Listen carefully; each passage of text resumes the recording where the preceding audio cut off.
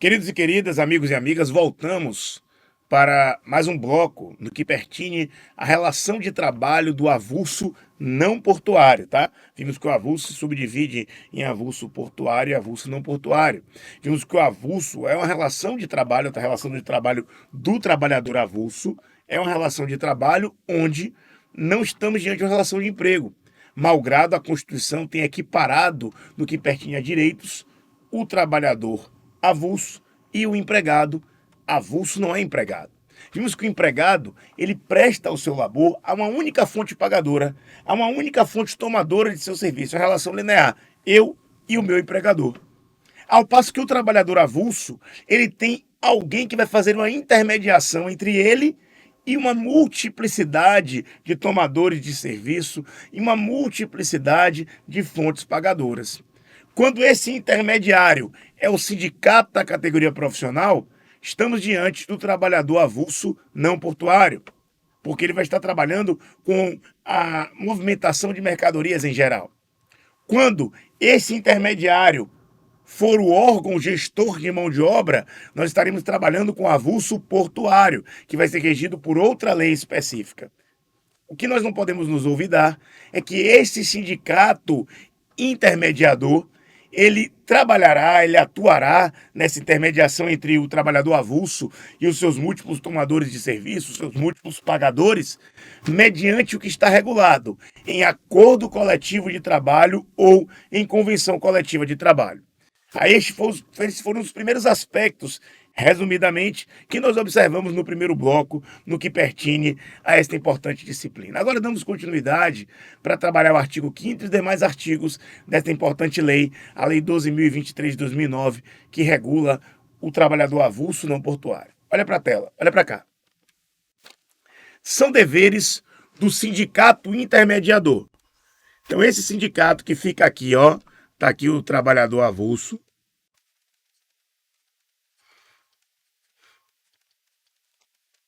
Está aqui o trabalhador avulso. Está aqui o sindicato da categoria profissional, que é um sindicato que intermediador, que vai atuar por meio de quê? O que está regulado em acordo coletivo ou em convenção coletiva de trabalho. E aqui as fontes pagadoras.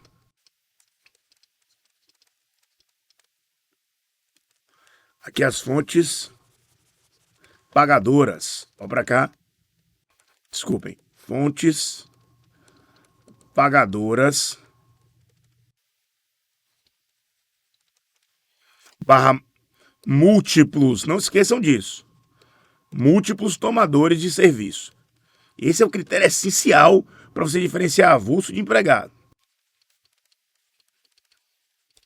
Tem a presença do intermediador e você não tem uma única fonte pagadora ou uma única fonte que toma seu serviço, como é o caso do empregado. Assim, se faz a diferenciação, como a própria lei diz, não constitui relação de emprego. Lembrando que o transporte de mercadorias em geral, o transporte, o armazenamento, a movimentação de mercadorias em geral, pode ser feita tanto pelo avulso não portuário, como também por um empregado, alguém contratado mediante um vínculo seletista. Agora, o artigo 5º começa no seu caput dizendo quais são os deveres do sindicato intermediador.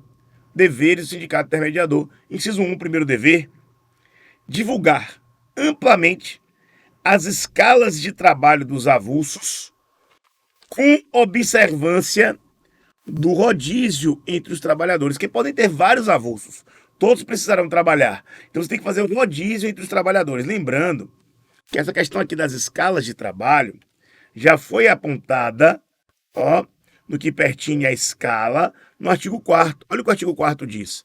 O sindicato elaborará a escala de trabalho e as folhas de pagamento dos trabalhadores avulsos. Aí vem o artigo 5º e diz, inciso 1, que aquelas escalas que eles já elaboraram, os próprios sindicatos, eles vão divulgar amplamente, vai ser do conhecimento de todos, vai colocar na internet, vai colocar de forma ampla, mandar por e-mail, de forma ampla para os trabalhadores, divulgar amplamente as escalas de trabalho dos avulsos, com observância do rodízio entre os trabalhadores.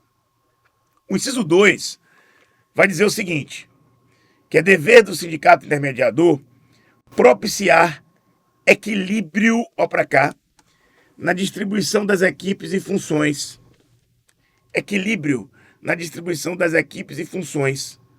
Visando, com o objetivo de quê? Visando a remuneração em igualdade de condições de trabalho para todos. Repito, visando a remuneração em igualdade de condições de trabalho para todos. E a efetiva participação dos trabalhadores não sindicalizados. Olha que legal. Olha para cá. O inciso 2 aqui traz uma proteção legal ao trabalhador não sindicalizado. Por quê? Porque estar afiliado a um sindicato é uma manifestação da liberdade associativa, trazida no artigo 5º da Constituição. Eu sou representado pelo sindicato da minha categoria profissional pelo simples fato de ser um profissional. Então, o marceneiro, sindicato dos marceneiros. O pedreiro, sindicato dos pedreiros. O engenheiro, sindicato dos engenheiros. E assim por diante, pelo simples fato de ser pedreiro, marceneiro ou engenheiro. Só que é diferente quando eu chego lá e digo, eu quero me filiar. Aí, esse que está afiliado, ele está sindicalizado, vai pagar uma contribuição mensal, vai ter direito ao clube, sei lá, a integrar um plano de saúde coletivo e várias outras consequências desta sua filiação. O detalhe é que a lei aqui trouxe uma proteção. Ela quer garantir que aquele que escolheu não se filiar, não se sindicalizar, vai ter a mesma oportunidade de trabalho do que aquele que não esteja. Ou seja, não é um mero critério, um bel prazer do sindicato elaborar a escala e as situações. Não. As escalas são por ele elaboradas, amplamente divulgadas, e ele deve procurar proporcionar equilíbrio na distribuição das equipes e das funções, para que a remuneração tenha um critério de igualdade, para que haja plena e efetiva participação de todos os trabalhadores, não apenas os sindicalizados, os que voluntariamente se filiam ao sindicato, mas aqueles que também exercem aquela função. É isso que se extrai do inciso 2, um inciso importante, um inciso de proteção e garantia àquele trabalhador que escolheu não se sindicalizar. Olha para cá. Inciso 3. Repassar aos respectivos beneficiários no prazo máximo de 72 horas úteis, para cá, repassar aos respectivos beneficiários, no prazo máximo de 72 horas úteis, contadas a partir do seu arrecadamento, os valores devidos e pagos pelos tomadores do serviço, relativos à remuneração do trabalhador avulso. Vamos repetir que aqui está falando de dinheiro. Vou para cá. Repassar aos respectivos beneficiários, no prazo máximo de 72 horas úteis, contadas a partir do seu arrecadamento, os valores devidos e pagos pelos tomadores do serviço relativos à remuneração do trabalhador avulso. Prazo máximo de 72 horas úteis. Repasse do pagamento. Repasse do 72 horas úteis para repassar o pagamento.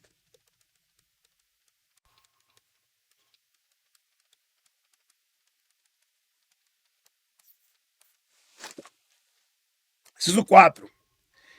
Exibir para os tomadores da mão de obra avulsa e para as fiscalizações competentes os documentos que comprovem o efetivo pagamento das remunerações devidas aos trabalhadores avulsos. Repito, inciso 4. Exibir para os tomadores da mão de obra avulsa, aquele que contratou avulso, os múltiplos pagadores, e para as fiscalizações competentes, pode ser aqui uma Secretaria Regional do Trabalho para verificar se de fato, cadê documentação que comprove que o valor foi efetivamente entregue na mão do trabalhador avulso. Ele recebeu o valor decorrente da sua prestação laborativa. Inciso 4.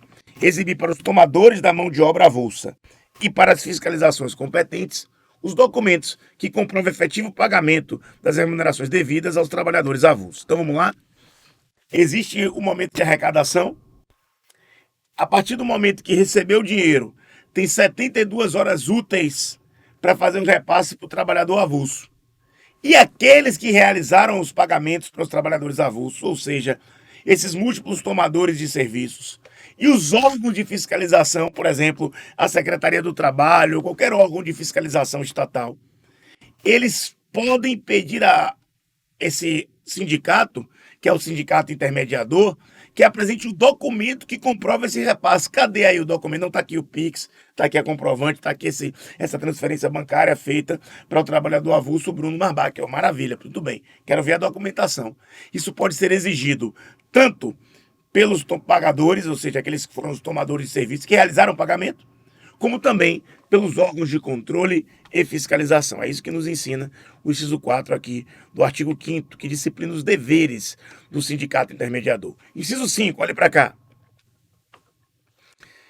Zelar pela observância das normas de segurança, higiene e saúde do trabalho. Inciso 5º.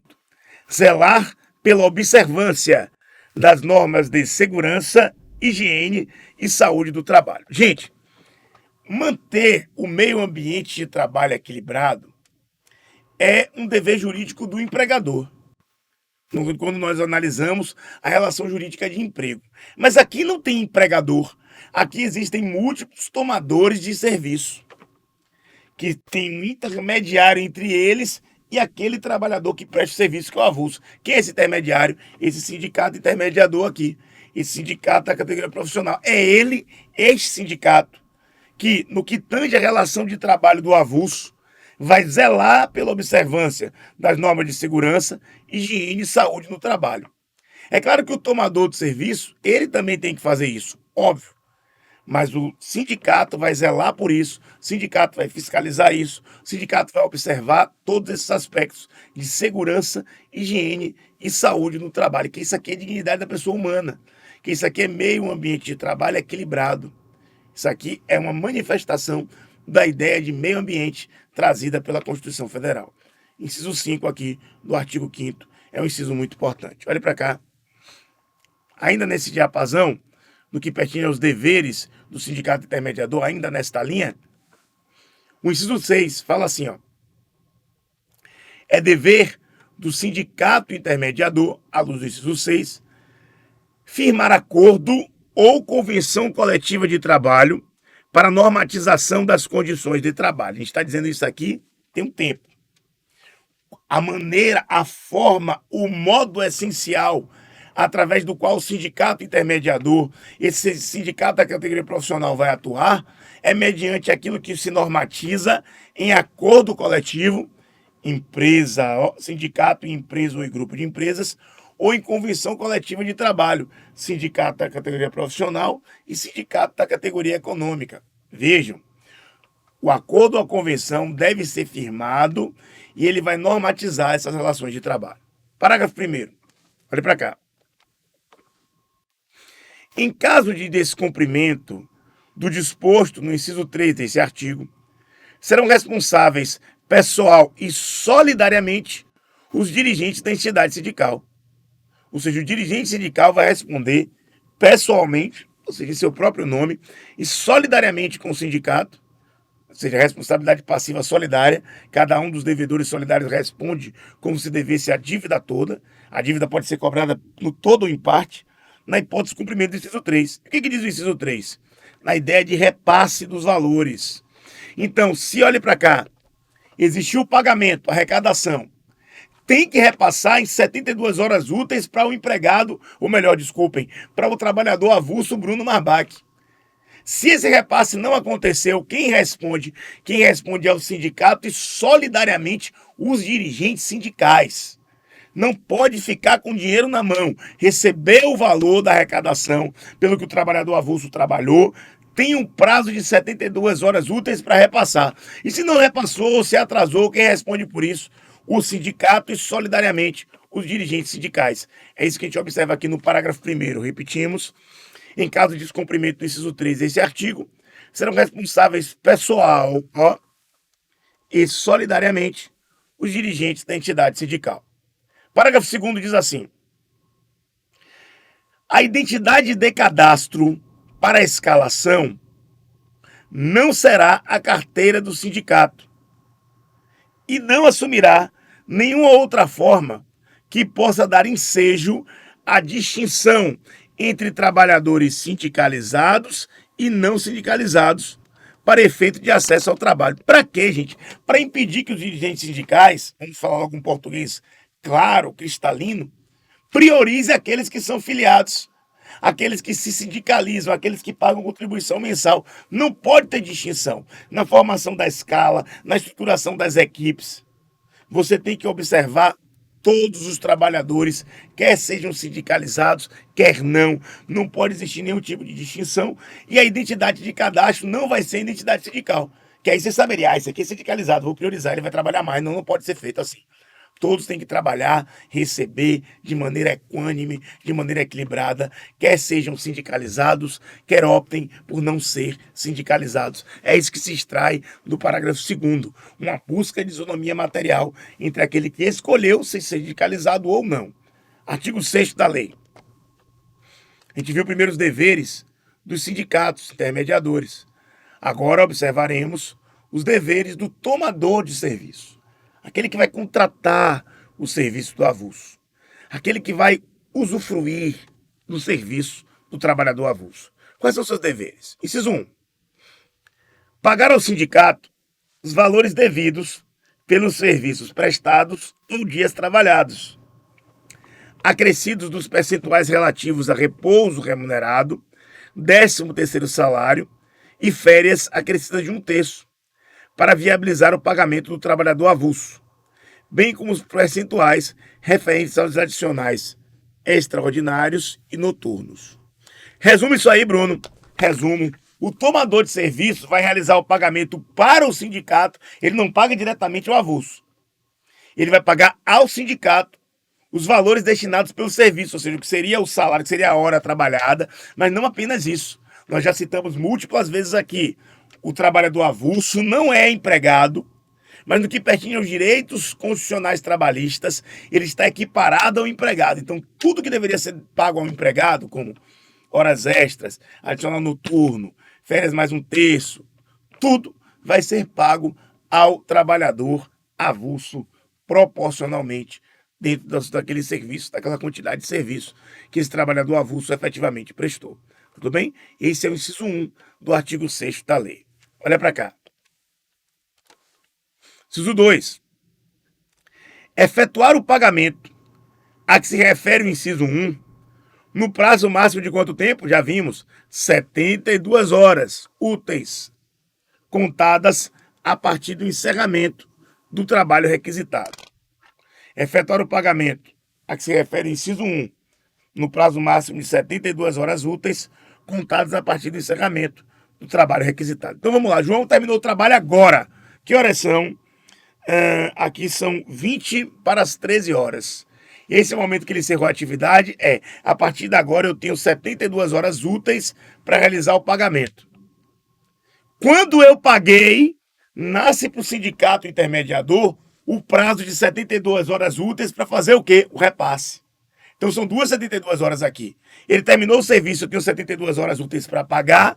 O sindicato recebeu, bateu na conta, ele tem 72 horas úteis para quê? Para repassar.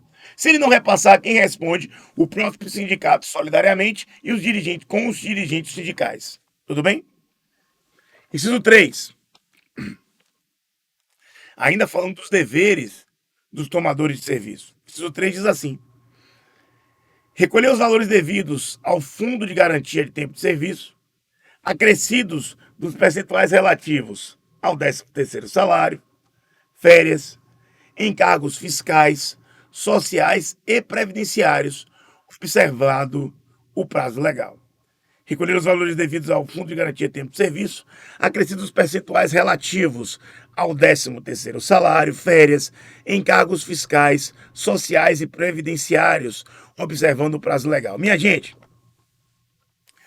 todos os direitos trabalhistas devidos ao empregado são devidos ao trabalhador avulso. Todos. Ao recolhimento da FGTS é o mesmo raciocínio, embora sejam relações de trabalho diferentes. O inciso 3 não traz nenhuma novidade para a gente dentro daquilo que tem sido múltiplas vezes repetido aqui nesta aula.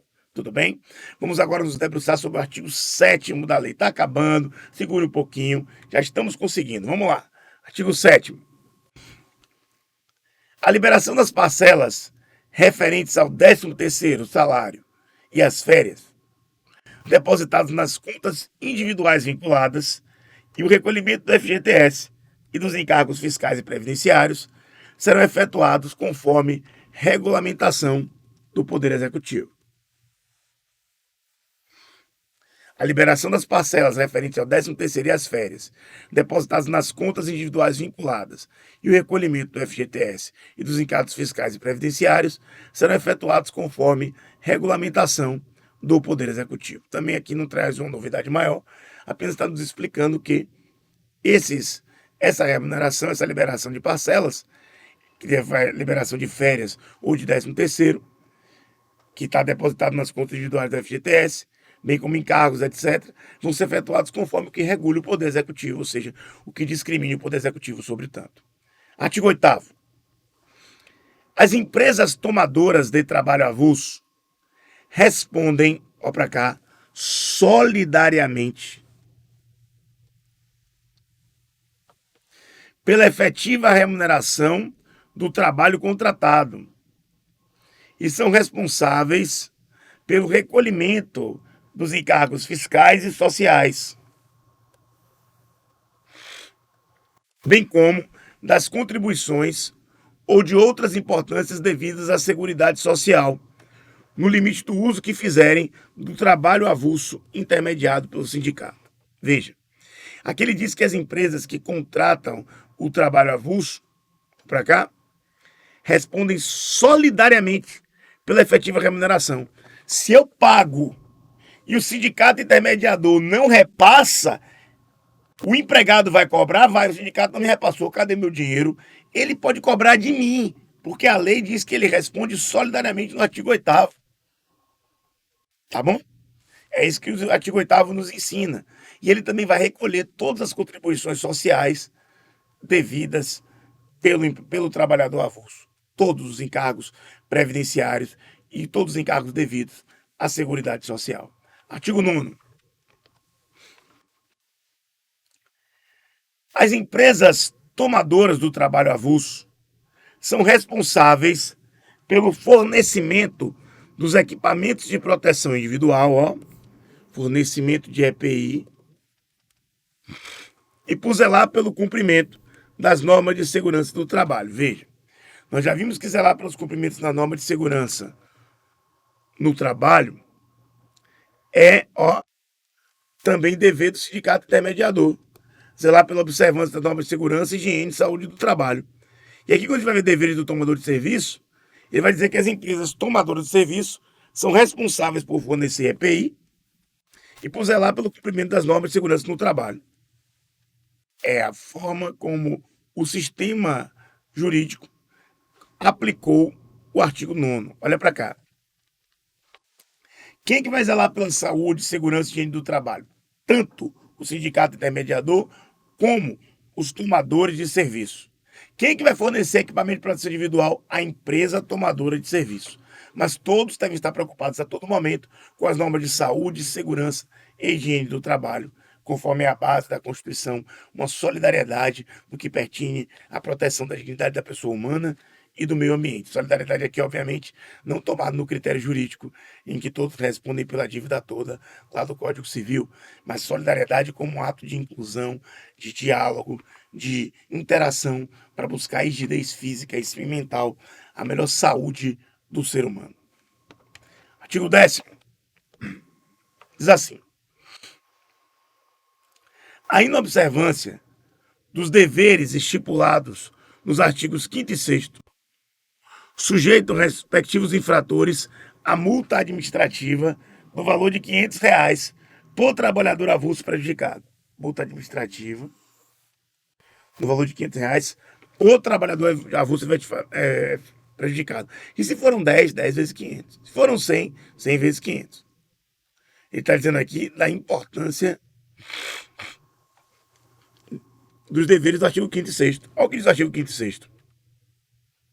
Artigo 5º. Dever do sindicato intermediador Artigo 6º, dever do tomador de serviço. Aí ele diz que se o artigo 10º, olha o que ele diz, que se o empregador, melhor, se o sindicato intermediador e também se os prestadores de serviço não observarem aquilo que determina os artigos 5º e 6º, eles vão pagar uma multa de R$ 500 por trabalhador avulso prejudicado. Parágrafo único. O processo de fiscalização, notificação, autuação e imposição de multas reger-se-á pelo disposto do título 7 da Consolidação das Leis do Trabalho, aprovada pelo Decreto-Lei número 542, de 1º de maio de 1943. Então, o processo de fiscalização, vai observar o que está na CLT. Artigo 11. Esta lei não se aplica às relações de trabalho regidas pela Lei número 8.630, de 25 de fevereiro de 93, e pela Lei número 9.719, de 27 de novembro de 1988. É uma lei que entrou em vigor 30 dias após a sua publicação. Esse é o estudo, gente, da lei que disciplina a relação jurídica do trabalhador avulso não portuário, a Lei 12.023. É importante, doutores, que vocês observem o conteúdo da lei. Leiam a lei de novo assistindo essa aula. Observem a importância desse sindicato intermediador. Se lembrem que aqui o intermediador é sempre o sindicato da categoria profissional que atuará por meio de acordo ou convenção coletiva. Tudo bem? Qualquer outra circunstância aqui, não estamos diante desse trabalhador avulso não portuário. Nós observamos todos os regramentos concernentes a esta lei. Eu espero que eles tenham sido úteis, estas projeções e construções. Coloco-me sempre à disposição para que vocês mandem um direct para mim no Instagram o Instagram Bruno Marbach ADV Prof. Peço que vocês entrem em contato com o TEC, conheçam nossas plataformas, contratem nossos serviços, que certamente lhes serão muito úteis na aprovação e no crescimento acadêmico, no crescimento para concursos, no crescimento para a vida, porque o conhecimento, o saber, ele sempre nos enriquece e nos fortalece. Obrigado pela atenção de cada um de vocês, é sempre uma honra e um prazer estarmos juntos para estudarmos e aprendermos o direito do trabalho. Saúde e paz e até a próxima gravação.